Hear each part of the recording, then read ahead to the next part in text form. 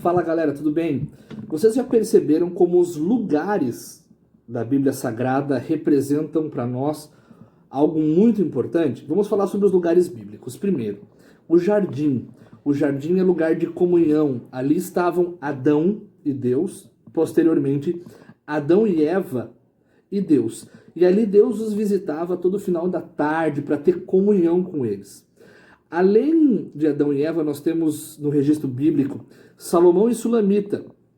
Eles andavam pelos jardins, oferecendo a eles, ambos, entre si, os seus amores, entregavam os seus amores.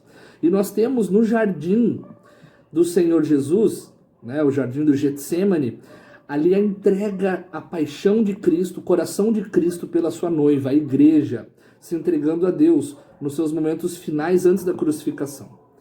Nós temos um outro lugar muito interessante que é o deserto. O deserto é lugar de aprendizado. A nação de Israel, com os seus 3 milhões e poucos de habitantes da nação de Israel, peregrinaram no deserto. E ali foi um lugar de aprendizado. O que eles aprenderam? A depender de Deus. A depender de uma nuvem que os guiava, a depender de que as roupas crescessem no corpo, a depender que o maná caísse do céu todas as manhãs sobre eles. A Bíblia fala do templo também. O templo é o lugar da manifestação da presença de Deus. No templo ficavam especificamente os levitas, de todos os tipos, os sacerdotes e os sumos sacerdotes. Mas depois que o véu se rasgou de cima a baixo, todos podem entrar no templo do Senhor e ter acesso à presença de Deus. Nós tínhamos primeiramente o tabernáculo de Moisés, que era uma tenda muito simples. Depois, o tabernáculo de Davi.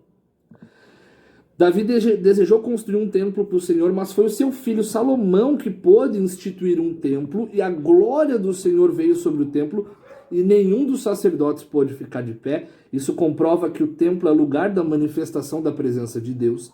Depois nós temos o templo de Zorobabel, que também é dos mesmos dias de Ageu, onde está escrito que a glória da segunda casa seria maior do que a primeira. Está falando do templo de Salomão que foi destruído. E depois nós temos o templo de Herodes, que é o templo dos dias que Jesus estava na terra.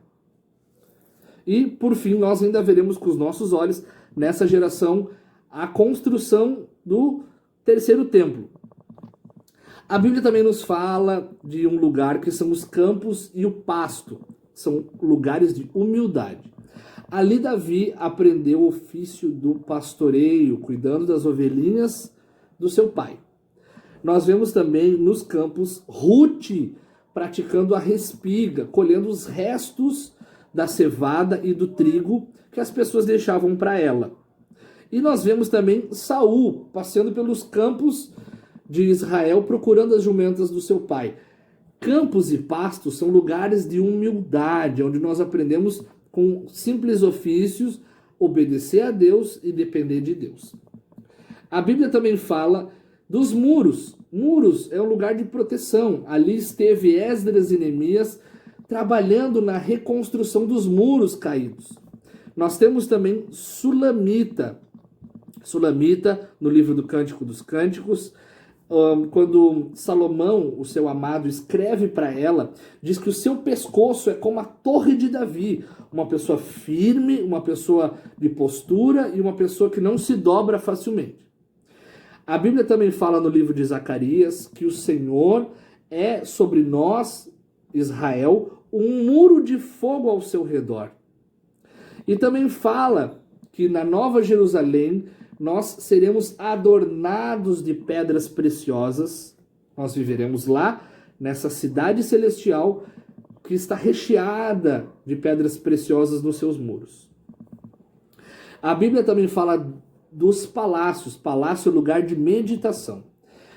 Foi no palácio que Davi escreveu 73 salmos, que depois pôde tanger o seu instrumento e cantar louvores a Deus através desses salmos escritos dentro do palácio.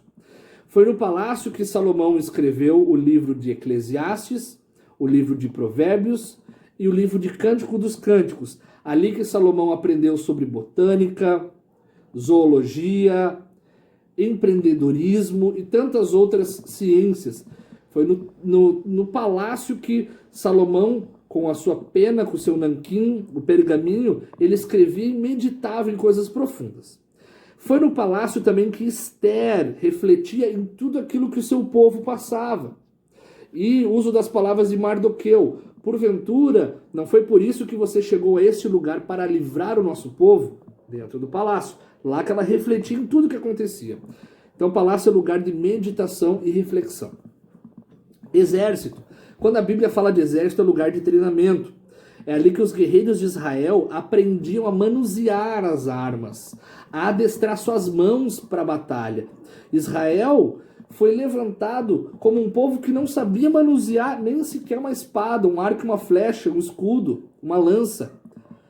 Eles peregrinaram por todo o deserto do Egito, e quando eles chegam na Terra Prometida, eles começam a aprender a arte das guerras. Nós vemos isso também no livro de Juízes, que Deus levanta homens sem muita capacidade, mas pelo poder do Espírito do Senhor, eles começam a adestrar suas mãos para a guerra. É no exército que nós aprendemos a nos preparar para enfrentar o inimigo. A Bíblia fala no livro de Efésios que nós temos uma armadura espiritual, mas é no exército que nós aprendemos a manusear as nossas armas. Caverna. A caverna é um lugar secreto que as pessoas, os filhos de Deus, têm com ele, para buscar mais a ele. Nós temos a caverna de Elias, onde Elias acabou entrando numa depressão profunda, mas o anjo do Senhor o tocou, o deu uma botija de água e pães para comer, para que ele se fortalecesse. Ali a brisa do Senhor bate no seu rosto e ele tem um encontro com Deus.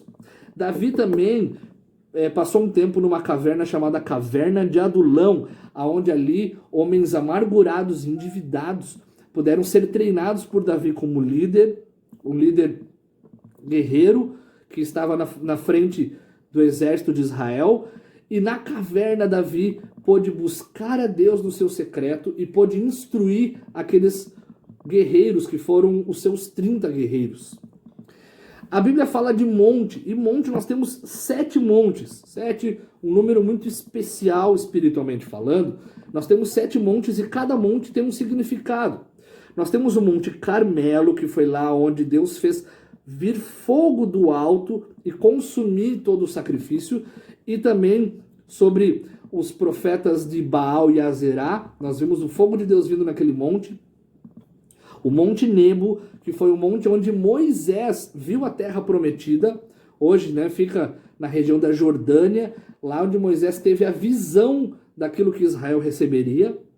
O Monte Tabor foi o monte onde Jesus Cristo transfigurou, as suas vestes brilharam e ele mudou-se em outra forma diante de Pedro, Tiago e João, Elias e Moisés. Nós temos o Monte Ebal e o Monte Gerizim, que é o monte onde as bênçãos e as maldições de Deuteronômio capítulo 28 são declarados, monte de maldição e de bênção. Nós temos o Monte Sinai, que foi o lugar onde Deus entregou a lei para Moisés, e o Monte das Oliveiras, que é o lugar que Jesus, quando voltar, vai pisar com poder e glória. Nós temos os vales. Quando a Bíblia fala de vale, fala de provações.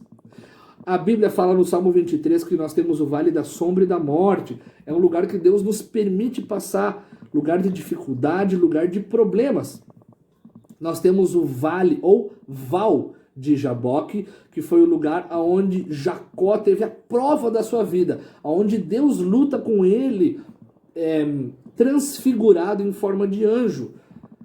E nós temos também o vale, a Bíblia diz o vale da decisão. Então vales são lugar de provações. A Bíblia também fala de mesa. Mesa é lugar de intimidade. Lá na mesa, nos dias de Jesus, aonde ele sentou-se com os seus 12 apóstolos e ceiou com eles. Jesus também, quando restaura Pedro, após ter negado ele 3 vezes, se assentou numa espécie de mesa na praia, onde ele pede que fosse colocado diante das brasas alguns pães e peixes para comer com Pedro. Ele cria uma espécie de mesa para restaurar Pedro. Sulamita e Salomão, quando estão diante do banquete, aquele banquete de amor representa o amor da noiva e do noivo, da igreja de Cristo. Esther, quando convida o rei Assuero, ou Xerxes, dependendo da tradução, para comer do banquete que prepararia. Ali seria o banquete onde ela vingaria-se do seu inimigo, Amã. Nós temos a mesa de Davi e de Mefibosete, uma mesa de restauração, uma mesa onde o rei se assenta com um necessitado e entrega um favor de bondade a ele. Nós temos a mesa da igreja e de Cristo, que são a mesa das bodas do Cordeiro, onde nós nos assentaremos com Cristo pela eternidade, para ceiar com ele. A Bíblia fala de um lugar muito especial também, que é o cenáculo. O cenáculo é lugar de encontro com o Senhor. Lá na última ceia, Cristo pediu para 2 dos seus apóstolos prepararem o cenáculo para a ceia. Também nós temos o cenáculo, onde 120 homens de Deus ficaram esperando a vinda do Espírito Santo, que os batiza com poder e graça, e eles recebem novas línguas, e a igreja é incendiada. Nós temos também alguns lugares, infelizmente, tristes, que são os lugares de prisões. Prisão é um lugar de perseverança. Paulo e Silas ficaram numa prisão, onde após louvarem ao Senhor, por volta da meia-noite, Deus vem e quebra todas as prisões daqueles lugares. Eles tiveram que perseverar ali. Nós temos o apóstolo Paulo, que sozinho ficou em uma prisão.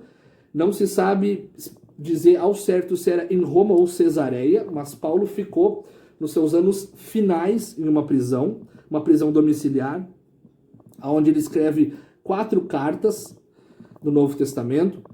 Nós temos Pedro, que ficou preso na prisão em Roma, onde ali João Marcos pôde escrever o Evangelho segundo Marcos, ditado por Pedro. E nós temos Cristo, que foi em 3 espécies de prisões.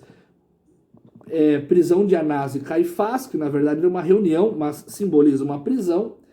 Prisão de Pilatos e Herodes, antes da crucificação. Nós temos também os cativeiros bíblicos, lugar de conversão. Ali as pessoas devem mudar a vida. Cativeiro do Egito, com todo aquele povo junto com Moisés, que eles tiveram que realmente mudar de vida. Cativeiro da Babilônia, aonde nós vemos nos dias de Jeremias, Daniel, Ezequiel. E nós temos o cativeiro de Roma, que são nos dias que Jesus veio, e o povo estava esperando uma libertação das mãos de Roma. Nós temos também a igreja como lugar físico, que é o lugar de comunhão dos irmãos. Ali estiveram os apóstolos, os pais apostólicos e pais da igreja, os iconoclastas, os reformadores, os primeiros evangelistas às nações do século XVII, os avivalistas do século XVII ao século XIX, e temos nós, que participamos da casa do Senhor. E por último, nós temos o céu, ou o terceiro céu, o lugar da habitação celestial que nós moraremos com o Senhor. Ali, todos os santos, todos os crentes, todos os irmãos que aceitaram a Jesus Cristo e permaneceram na doutrina do Senhor, se assentarão, viverão para louvar e exaltar ao Cordeiro para todo sempre. Espero que você tenha gostado desse vídeo, que falou dos lugares onde nós passamos espiritualmente, alguns fisicamente, que você possa ter aprendido mais um pouquinho através dos nossos vídeos. Deixe o seu like, curta, compartilhe o nosso canal. Deus te abençoe.